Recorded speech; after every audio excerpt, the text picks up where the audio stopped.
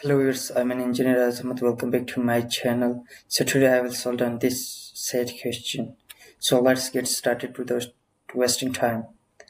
So this is 3 per 2, 9 per 2 is equal to 3 power x. We have to solve for x. So 3 power 2, we have to work on this. I can write this 3 power 2, it would be is equal to 9. Then whole power 2 is equal to 3 power x. Then 3 power 2, 3 power 4 is equal to 3 power x.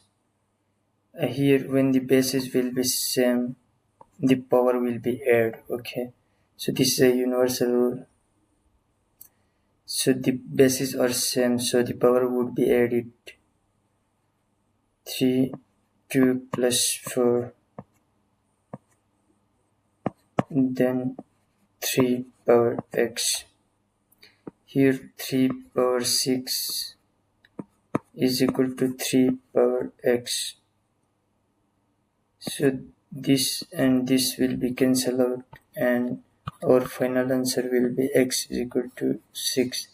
So thank you so much viewers. Please tap on the subscribe button.